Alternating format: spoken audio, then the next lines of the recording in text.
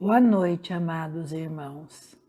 Apesar da nossa distância física, é muito bom nos reunirmos espiritualmente e mentalmente. É com uma imensa alegria que estamos aqui reunidos hoje para um pouquinho mais conversarmos e nos instruirmos a partir do Evangelho de Jesus. Pedimos a Deus, Pai, que nos acolha na noite de hoje, em sintonia com a bendita equipe do irmão Gabriel, para que nós possamos nos instruir cada vez mais e com isso nos libertarmos daquelas mazelas que carregamos por tanto tempo e assim nos disponibilizarmos para auxiliar num momento tão difícil da Terra, que as nossas vibrações no bem e no amor possam facilitar as entidades espirituais para poderem nos ajudar num momento tão difícil.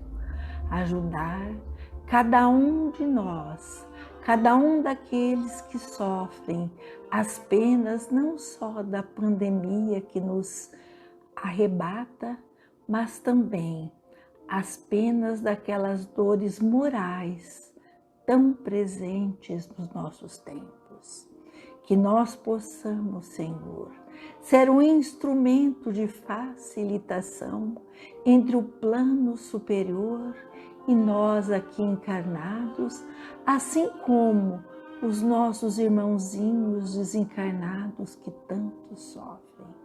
Que nós possamos, Pai, encontrar em cada dificuldade dos nossos tempos e das nossas vidas a forma de permanecer na fé, a forma de nos burilarmos para o bem, a forma de podermos, enfim, fazermos aquilo que Jesus nos ensinou.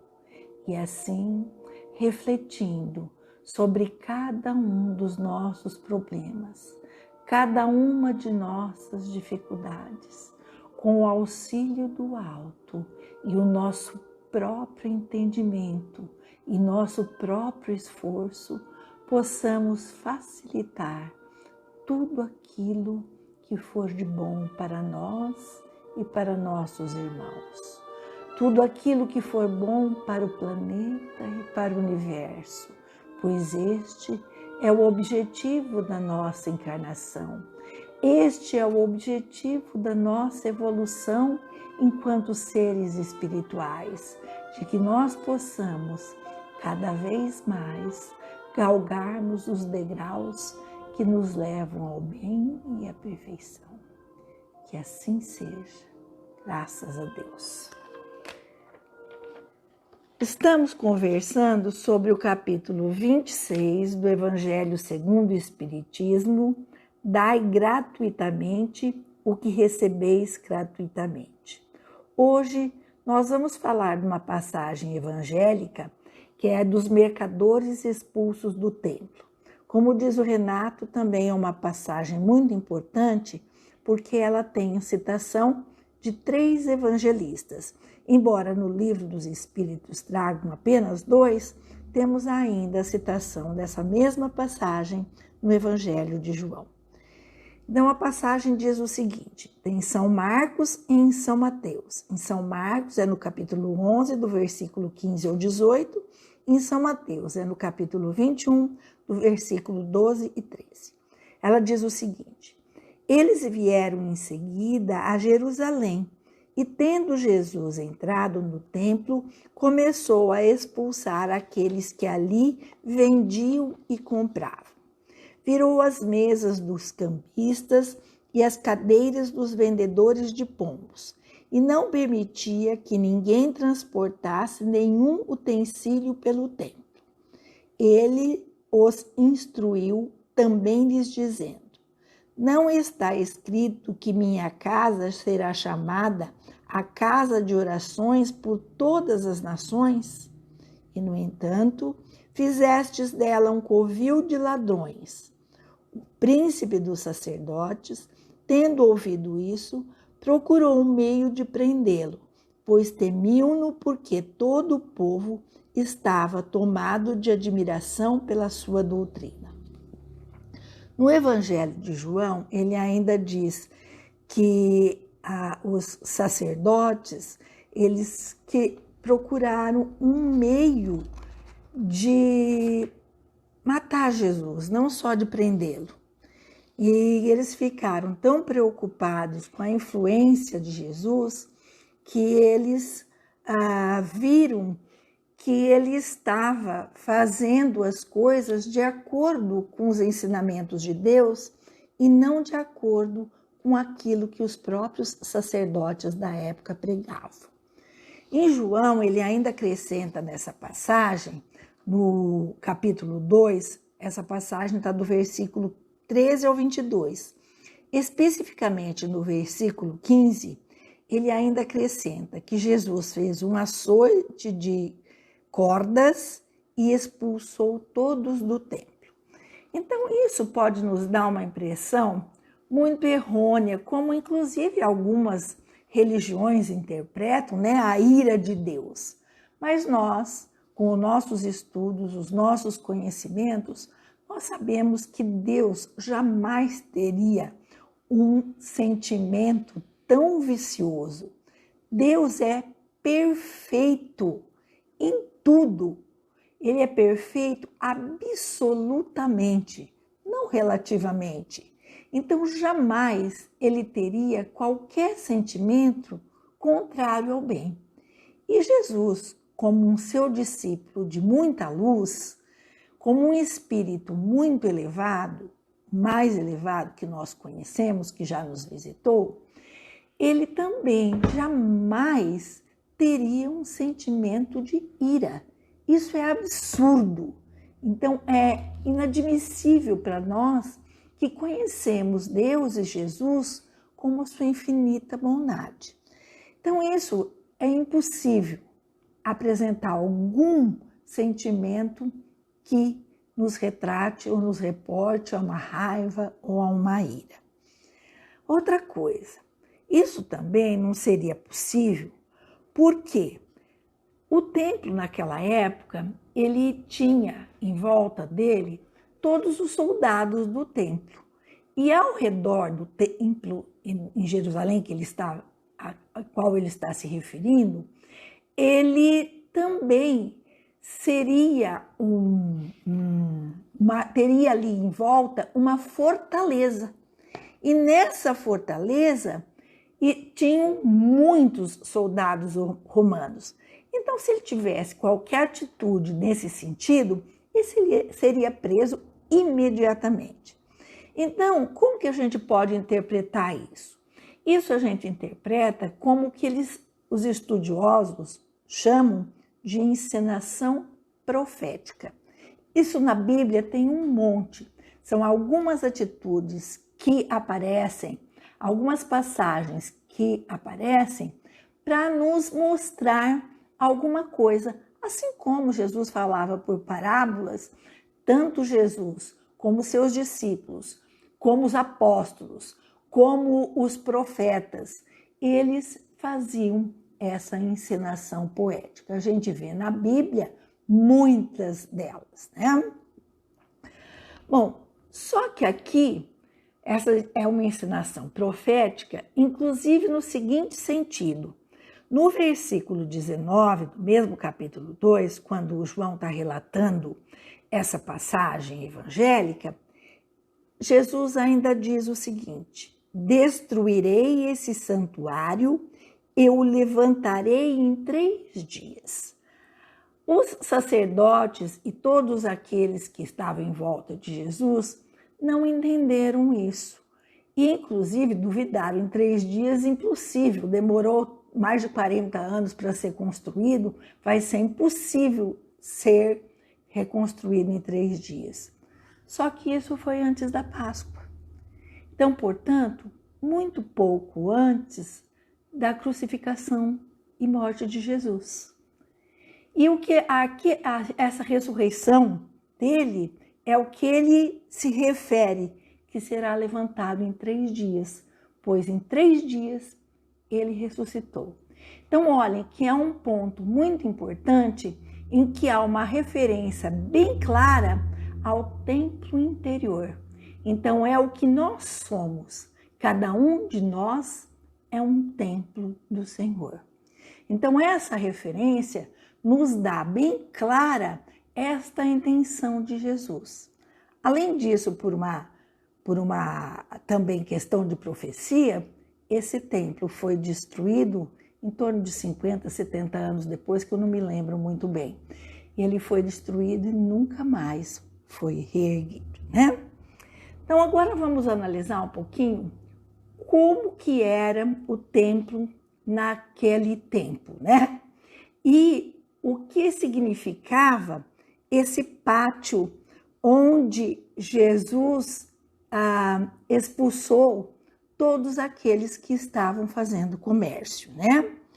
Então, o templo, antigamente, aquele templo era assim, ele tinha um pátio bem grande que todo mundo podia ir. Depois tinha uma antessala que era reservada para alguns. E aí, dessa antessala, tinha uma sala que era reservada só para o sumo sacerdote.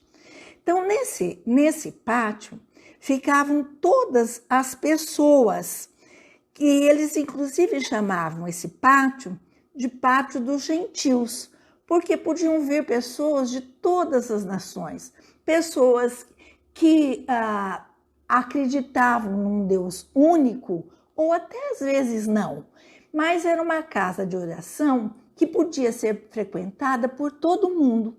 E a finalidade desse pátio era conversar exatamente sobre o monoteísmo, ou seja, sobre a existência de um único Deus. Então vinham pessoas de todas as nações, de todas as religiões, e ali eles conversavam, eles discutiam filosoficamente e religiosamente sobre esse Deus único. Como disse Isaías, que o templo é a casa de oração para todos. Então, era com essa finalidade que aquele pátio existia. Porém, os líderes religiosos não gostavam muito desse objetivo daquele pátio, porque, como eles conversavam sobre um Deus único e cada um trazia aquilo de bom da sua religião e debatia aquilo que não era tão bom, tinham muitas coisas que para os sacerdotes eram rigorosas. Eles não aceitavam nada que fosse contra o que eles colocavam. E nós sabemos que existiam muitas falhas naquela religiosidade, pois eles primavam, vamos dizer assim, pela aparência e não pela bondade em si, pela finalidade que deveria ser servos do Senhor. E como eles vinham de vários lugares, eles precisavam ali trocar as suas moedas. Quem não tinha dinheiro precisava, até para suprir a sua viagem, fazer o comércio. Então existiam trocas de animais, vendas disso para Páscoa, eles costumavam vender ali. Porque no fim, como os sacerdotes não gostavam da finalidade, do objetivo desse pátio, que era conversar e discutir sobre a existência de um Deus único e os aspectos morais disso tudo, ele autorizou essa comercialização. E isso foi se desvirtuando com o tempo e foi tomando conta ali daquele pessoal que frequentava aquele pátio, contrariando completamente o objetivo inicial dessa casa de oração para todos, que era esse pátio, né? Como ali o pátio teria que ser uma casa de oração para todo mundo, Jesus, com a sua sábia compreensão, tinha completamente conhecimento disso. Pois a verdadeira religião, que é aquela que Jesus veio nos ensinar, ela não é sectarista, ou seja, ela não é para separar ninguém.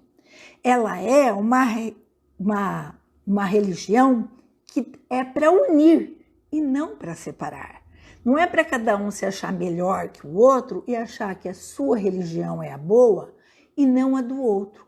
Ao contrário, é para unir todas essas religiões em um único objetivo, que é o objetivo de Deus: fazer o bem e exercer o amor. Então, isso Jesus não podia de forma alguma admitir. Então, eu vou pedir licença para ler o item 6 aqui, que tem uma notinha de rodapé aqui no Evangelho de Estudo, que eu gostaria de colocar para vocês. Então, o Evangelho diz assim: Jesus expulsou os mercadores do templo, condenando, portanto, o comércio das coisas santas, qualquer que seja a forma. Deus não vende nem sua bênção, nem seu perdão, nem a entrada no reino dos céus. O homem não tem, pois, o direito de lhes estipular preço. Então, na casa de oração, não é para vender nada. Ele diz, e nem no nosso templo interior, porque muitas vezes nós também comercializamos com Deus.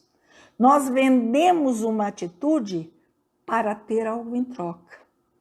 Nós nos fazemos de bons para nos iludir. E isto é comércio. E ele coloca aqui no rodapé uma coisa muito importante que diz assim: Jesus nos deixa um legado de transformação com a expulsão dos vendilhões do templo, pois que o templo somos nós, nosso interior, e devemos a Deus esta expulsão do mal, ou da parte de nós que mercantiliza com as coisas celestiais. Através da doutrina espírita, recebemos gratuitamente o dom de Deus, o dom de ser o intérprete dos espíritos para a instrução dos homens. Então, o nosso Evangelho segundo o Espiritismo é que nos autoriza a essa instrução, não só nossa, quanto a dos nossos semelhantes. E isso nós estamos recebendo de graça, portanto, de graça temos que dar. Então, olhem bem que o que Jesus condena, na verdade, é esse comércio. Não só o comércio exterior, como aquele comércio interior. Então, qual é o objetivo? O que significa essa passagem do Evangelho? Para mim, é algo muito claro. Para mim, isso significa a purificação. Pois, quando nós expulsamos os vendilhões do templo nosso, ou quando um grupo expulsa da sua casa de oração, do seu meio de oração, do seu meio religioso, os vendilhões, quando Jesus expulsou esses vendilhões do templo, ele nada mais quis nos ensinar que nós precisamos nos purificar. Não apenas essa purificação tem que ser feita no aspecto externo, ou seja, nas casas de oração, nos núcleos religiosos, mas num aspecto interno, nos nossos templos internos, que somos nós mesmos. Então, nós precisamos, ou a purificação precisa ser efetuada para que nós e as nossas casas de orações, nossas reuniões religiosas e nós próprios sejamos receptivos à fé e aos ensinamentos de Jesus. Porque se aquilo está cheio do mal, cheio de coisa impura, não cabe nada bom, aquilo já está cheio. É a mesma coisa você olhar algo repleto de sujeira e querer colocar uma bondade ali. Nós só vamos conseguir fazer isso se nós formos infiltrando essa bondade e aquilo então vai se depurando e vai se purificando, que é o que nós, como seres mortais, conseguimos fazer. Jesus conseguiu expulsar todo mundo, mas nós não vamos conseguir expulsar todas as impurezas que nós temos, nem no nosso coração, nem no nosso meio, porque o nosso meio é o coração de cada um que faz a coletividade. Então, nós também não conseguiremos expulsar tudo de uma vez. Mas não é por isso que nós vamos nos acomodar. Por quê? Porque nós temos, através do nosso Evangelho, que o nosso objetivo é exatamente essa purificação, essa transformação dos vícios em virtudes, essa transformação do mal no bem, essa evolução, essa purificação, essa transformação das impurezas até a pureza.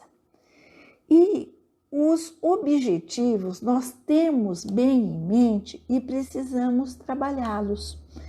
Nos nossos templos, por exemplo, nos nossos templos externos, vamos dizer assim, a nossa casa de oração, a nosso grupo de oração, a nossa própria residência, qual é o objetivo daquele lugar?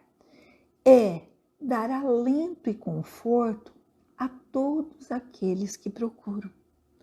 É esclarecer, instruindo, ensinando, dando oportunidades e direção através, nossa casa particularmente de oração espírita, né? Através do Evangelho, através dos ensinamentos de Jesus, através daqueles livros maravilhosos que nos instruem, de Emmanuel, de Divaldo, ou que Chico Xavier escreveu com tantos espíritos benditos, instruir e direcionar aqueles que nos procuram, para que haja a realização espiritual de cada um daqueles que comparecem a esses lares, a essas casas de oração, a esses grupos.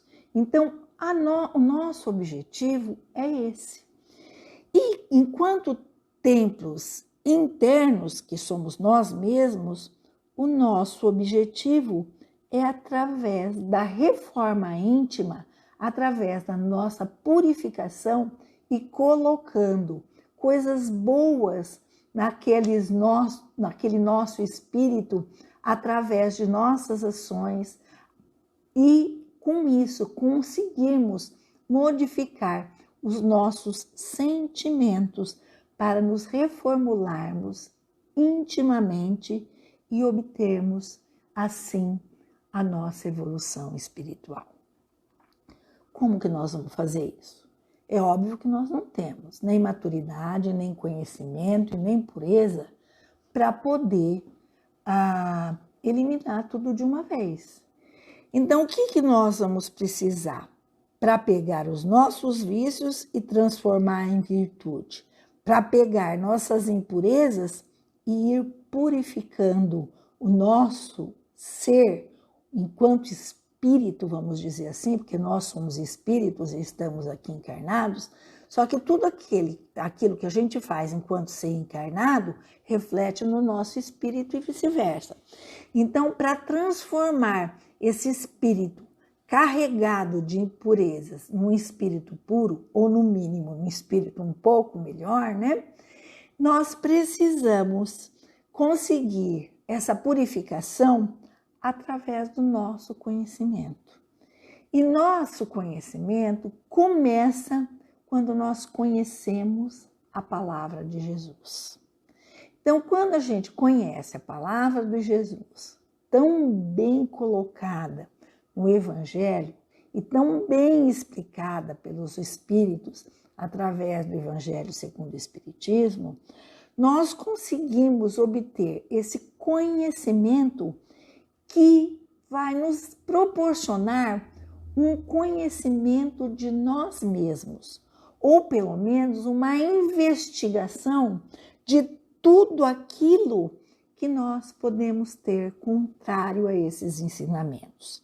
E aí nós vamos ter capacidade de identificar esses nossos vícios. E identificando, nós vamos precisar exercer uma aceitação desses nossos vícios para que nós possamos educar o nosso espírito, para que nós possamos, mediante um esforço muito grande, ir transformando esses vícios. Enfim, educando o nosso espírito para uma verdadeira reforma íntima. E isso tudo nós vamos fazendo para nos ir aperfeiçoando. Não só isso é válido tanto para o templo interno quanto para o templo externo. Só que para o templo externo são mais pessoas trabalhando naquilo. No templo interno depende única e exclusivamente de nós mesmos. E através do nosso esforço, através do nosso aperfeiçoamento, nós vamos nos purificando, nos modificando, enfim, nos evoluindo para sermos melhores, para ao invés de termos um monte de vícios, passarmos a ter muitas virtudes. Então, com isso, eu gostaria de pedir a vocês, a nós todos, que refletíssemos muito sobre a importância dessa purificação. Para nós podermos exercer essa evolução espiritual, só há uma forma: ir nos purificando a cada um de nós, e assim a purificação da humanidade será automática, pois a humanidade é o reflexo de cada homem. Humanidade não existe sem o ser humano. Na verdade, a humanidade é um coletivo de homens. Então, nós é que somos responsáveis pela modificação da humanidade. Num tempo tão difícil, de provas tão grandes para toda a humanidade, nós sabemos que é o tempo de transformação, pois só assim nosso planeta poderá ingressar num planeta de regeneração. Com tantas provas e tantas expiações, o tempo urge, e é urgente que nós aprendamos a nos regenerar, que nós aprendamos a nos modificar. E assim, agradecidos, Pai, por todas as suas bênçãos, por toda a sua paciência, por todo o seu apoio, por todas as suas instruções, por toda a luz que nos envia. Agradecidos a esse amor de Jesus que nos penetra, que nos inunda de luz. Agradecidos à Mãe Santíssima que nos protege e nos acolhe no seu braço, no seu seio materno. Que seu manto envolva a todos seres que tanto necessitam de vossa ajuda. Ao amado irmão Gabriel, que nos instrui e que cuida tanto de nós, com tanto amor e tanta abnegação. Aos nossos anjos guardiões, que nos conduzem nessa jornada, e a todos os espíritos amigos que nos auxiliam. Pedimos particularmente, Pai, que olhe pelo nosso país, com essa taxa tão grande de mortes e contaminação. Que nós possamos, Pai, nos modificarmos e pararmos com mesquinhez.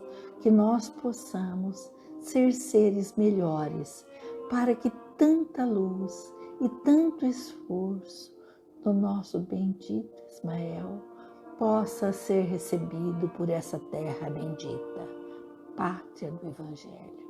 Que nós sejamos, portanto, filhos do Evangelho, pois somos filhos desta bendita pátria.